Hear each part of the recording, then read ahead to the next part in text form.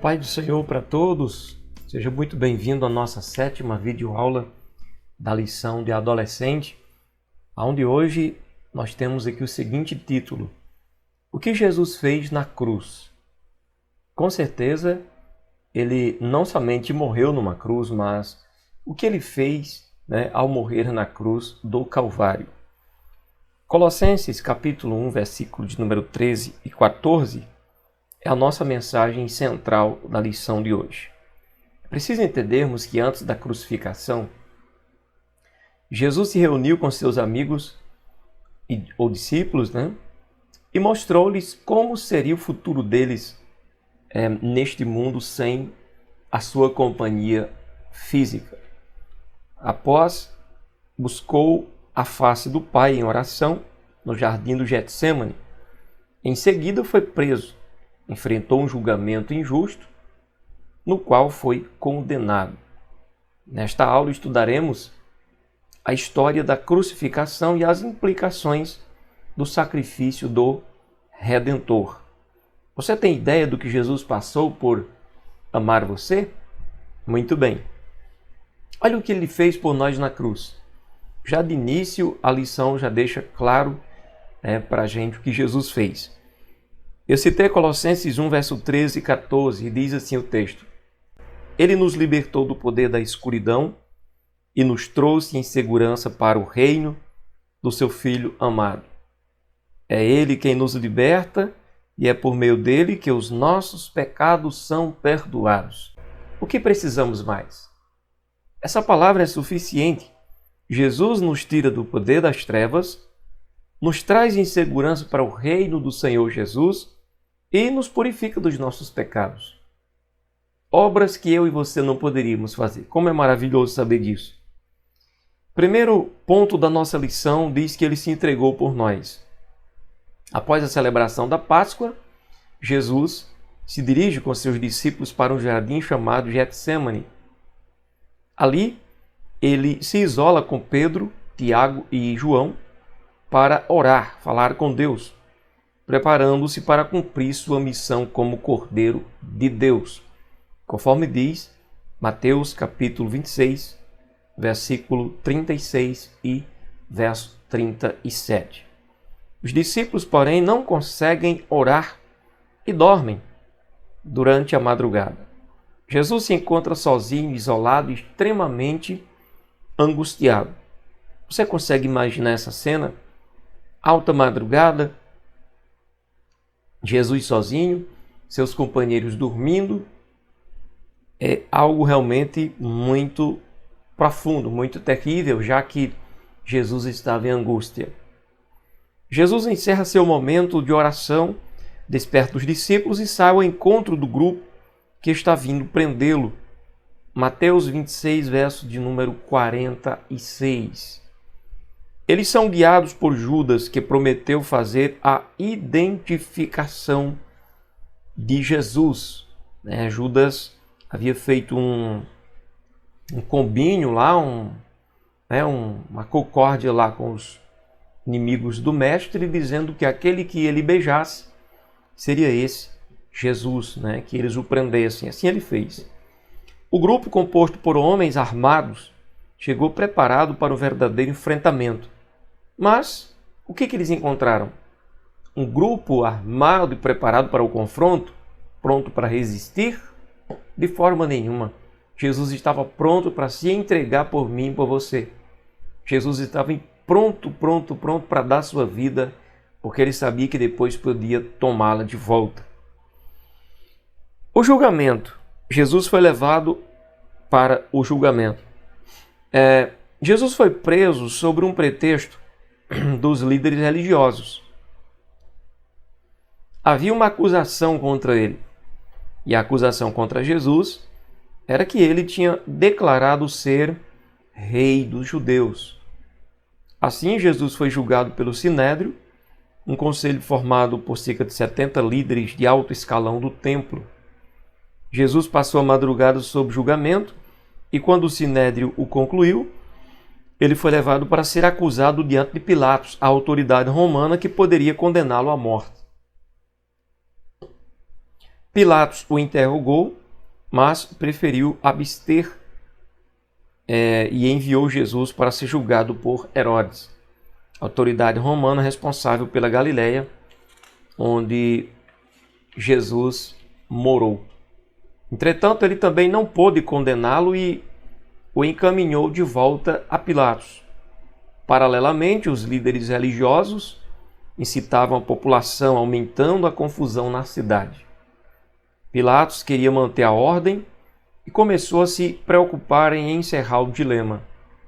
Entretanto, mesmo interrogando a Jesus novamente, Pilatos não encontrava infração cometida contra a lei romana, de modo que não tinha como condená-lo à morte.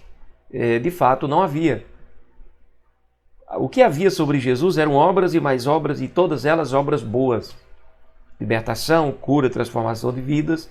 Então não encontrar algo que fosse digno de morte.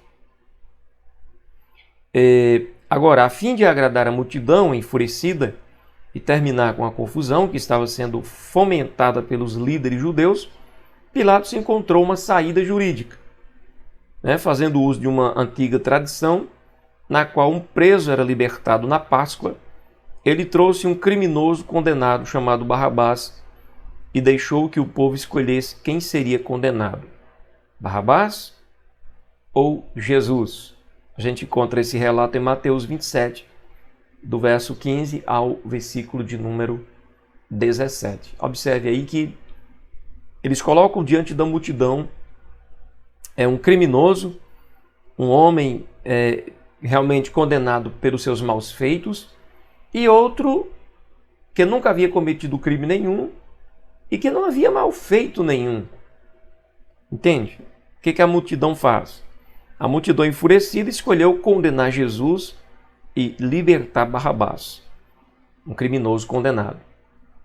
A partir desse momento, Jesus passou a sofrer todas as sanções de um condenado à morte pelo governo romano. Quer dizer, tudo aquilo que o Barrabás merecia caiu sobre Jesus. Açoites, humilhação, zombaria e, por final de contas, a morte. Mas, olhando assim, parece que estava acontecendo uma grande injustiça e de repente a gente pensa, nossa, foram muito injustos com o mestre, esse povo é muito mau e, afinal, Barrabás é que merecia morrer e Jesus sofreu tudo o que Barrabás merecia e tal. Mas, por outro lado, não foi isso mesmo que Jesus veio fazer? Levar sobre si nossos pecados, levar sobre si nossas dores, o castigo que era para nós, ele levou sobre si. Então, a partir desse momento, a gente já vê o plano redentor em ação.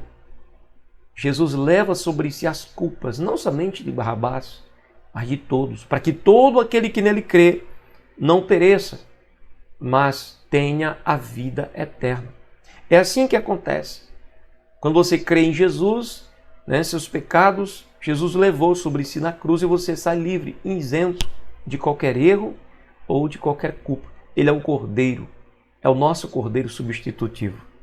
Por isso, o nosso amor por Jesus deve ser enorme, um amor muito grande, porque nós merecíamos a condenação, assim como Barrabás.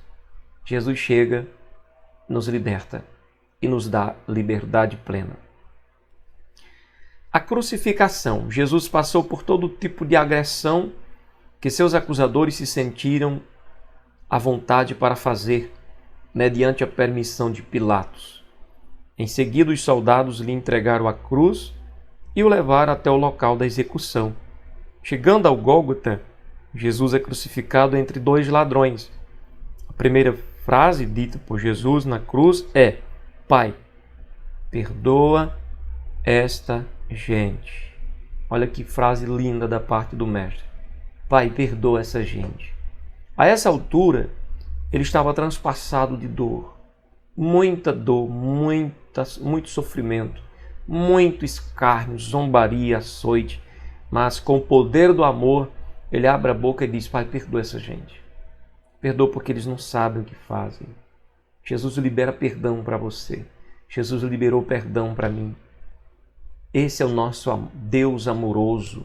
Esse é o nosso Deus poderoso.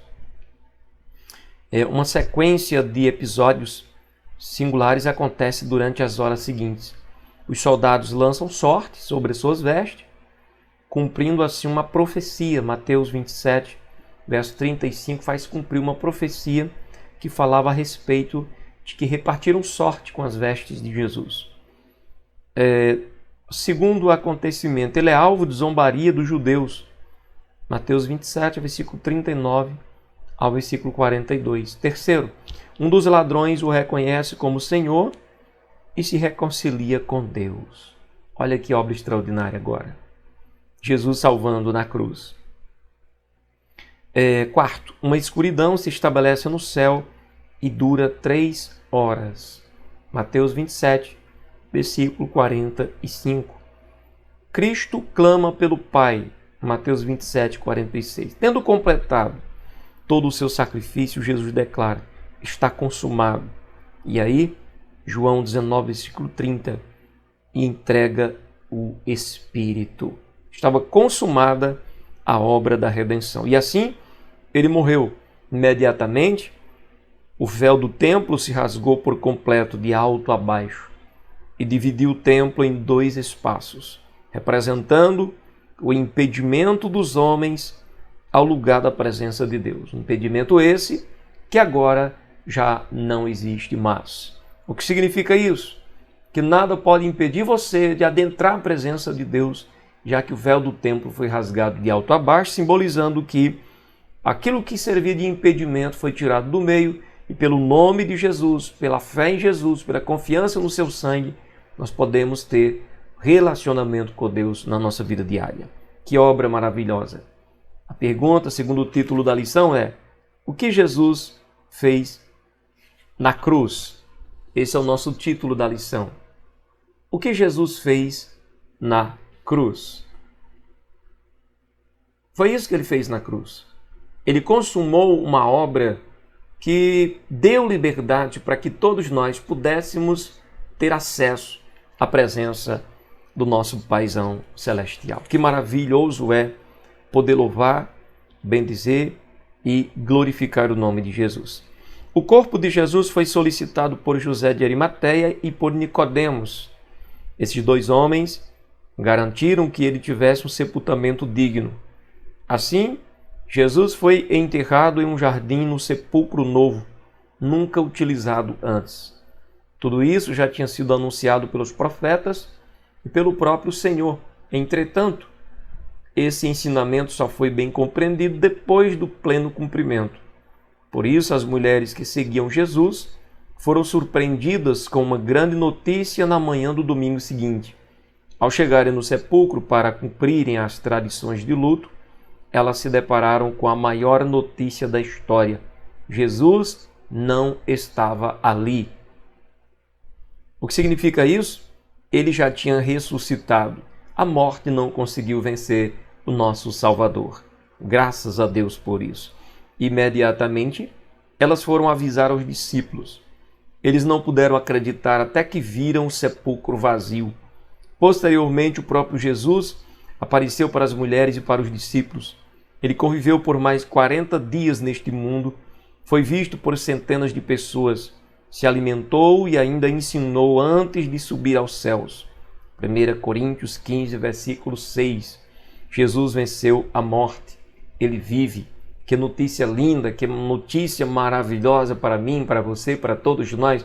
Jesus venceu o nosso inimigo. Jesus venceu a morte. Hoje, todo aquele que tem fé em Deus já não deve temer a morte. Claro, ninguém vai receber a morte como uma coisa boa. Ah, que legal, vou morrer. Não, a gente não quer morrer. Mas é fato que se chegar a esse momento, devemos ter a plena convicção e certeza de que o nosso Jesus, assim como ele ressuscitou ao terceiro dia, ele nos ressuscitará também, porque ele é a vida e ele venceu a morte, por amor a cada um de nós. Segundo, ele morreu para dar vida. Por sua morte viveremos. Uma semente para dar vida a uma nova árvore precisa antes morrer. Você sabia disso? Assim tudo precisava ter acontecido do jeito que foi para que o plano de salvação fosse efetuado com sucesso. Da mesma forma que pela desobediência e transgressão de um homem entrou o pecado na humanidade, pelo sacrifício de um homem santo e justo, as portas da graça se abriram para todos. Romanos, capítulo de número 5 e versículo de número 18. E como Cristo venceu a morte, ressuscitando dentre os mortos, nós também ressuscitaremos. É promessa da palavra de Deus, e a gente vê isso em 1 Coríntios 15, verso 20 ao 22. E assim como ele, teremos o nosso corpo transformado e viveremos na presença do Pai eternamente. Por sua morte fomos libertados da condenação. Mediante a morte de Jesus, recebemos a vida espiritual e somos libertos dos nossos pecados, o que nos garante a vida eterna. Portanto, já, como diz Romanos 8, versículo 1, nenhuma condenação há para aqueles que estão em Cristo Jesus. É por causa do sangue derramado naquela cruz que nós somos justificados diante do Pai. A justiça de Jesus passou a ser a nossa justiça, porque, como diz 1 Coríntios 1:30, ele foi feito justiça nossa. Graças a Deus por isso. Terceiro, reconciliou-nos com o Criador. Estávamos, antes de Jesus morrer na cruz, em estado de inimizade com Deus, mas agora, pela fé em Cristo, tornamos-nos amigos de Deus. No templo em Jerusalém havia uma pesada cortina chamada véu, que separava o lugar santíssimo, representando que por causa de nossos pecados estávamos separados de Deus.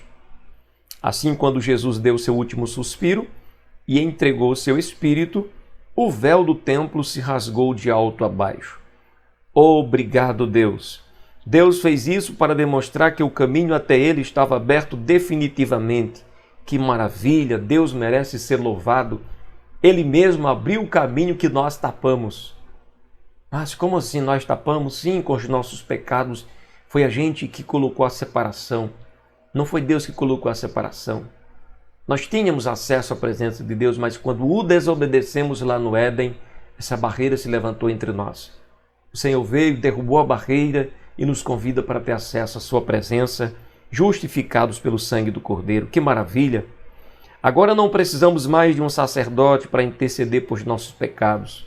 Você pode falar diretamente com Deus. Pois Cristo, nosso grande sacerdote, se sacrificou por nós. Ele se tornou o único mediador entre Deus e os homens. E assim podemos ter um relacionamento direto com o próprio Deus. É por isso que todos os dias você pode orar diretamente ao Pai por meio de Jesus e agradecê-lo sempre por tudo isso que ele realizou. Se bem lembrássemos e pensássemos na obra como é maravilhosa, diríamos ao Senhor todos os dias: Senhor, muito obrigado pelo caminho que hoje está aberto à sua presença. Amém, queridos? E por isso devemos estar gratos ao Senhor. Por último, o Espírito Santo foi enviado à morte de Jesus, também nos garantiu que o Espírito Santo fosse enviado. Ele disse, João 16, versículo 7, se eu não for, o Consolador não virá a vós. Assim, no dia de Pentecostes, o Espírito Santo de Deus foi enviado sobre a igreja. O Espírito Santo é quem nos ensina, é quem nos orienta, nos capacita, revela, dá o discernimento e sabedoria para que consigamos viver e fazer a vontade de Deus. Ele é quem nos consola e dá forças para enfrentar as adversidades. E é quem intercede ao Pai por cada um de nós. Que maravilha! Veja que a obra da redenção realizada por Jesus nos livrou de toda culpa, de todo mal, de toda tragédia, e o Pai ainda nos concede um Consolador para estar conosco, que é o seu próprio Espírito Santo, que nos dá a possibilidade de manter relacionamento em comunhão com Deus e nos ajuda em nossos momentos difíceis, nos consolando e nos fortalecendo. Concluímos dizendo que Jesus nasceu como uma criança e cresceu como um homem comum. No tempo certo, começou seu ministério. Ele pregou, ensinou, fez milagres. Porém, seu maior ato foi entregar-se para morrer na cruz em nosso lugar. Ele morreu, mas também ressuscitou. E assim, Jesus fez um sacrifício completo e suficiente para atender à justiça de Deus. Na cruz, ele cumpriu sua ação de redimir os que creem. Agora eu queria que você pensasse nisso. No Antigo Testamento é possível encontrar várias menções à ação do Messias que foram cumpridas na vida de Jesus. Por exemplo, Zacarias 11, verso 12 e 13, fala sobre a traição de Judas. Isaías 50, verso 6, fala sobre os sofrimentos do Messias. Salmo 22, verso 16, fala sobre a ferida nos pés e nas mãos que foi causada pelos cravos. Salmos 22, versículo 18, fala sobre o sorteio das roupas ou o sorteio da túnica de Jesus. E Salmo 34, versículo 20, fala sobre a preservação dos ossos. O que é incrível é que todas essas profecias se cumpriram. E no momento em que chegaram para quebrar as pernas dos que estavam na cruz, final do dia, para que porventura nenhum escapasse, quebraram as pernas do primeiro preso, quebraram as pernas do segundo. Quando chegaram em Jesus, ele já estava morto, não quebraram as suas pernas, para cumprir a profecia que diz que nenhum dos seus ossos seriam quebrados. Os ossos do Cordeiro não foi quebrado. Ele continua com a sua estrutura firme, poderoso para salvar todo aquele que nele crê, confia e espera. Que Deus abençoe a tua vida, o teu lar, a tua família. Em nome de Jesus, até a próxima aula para a glória de Deus.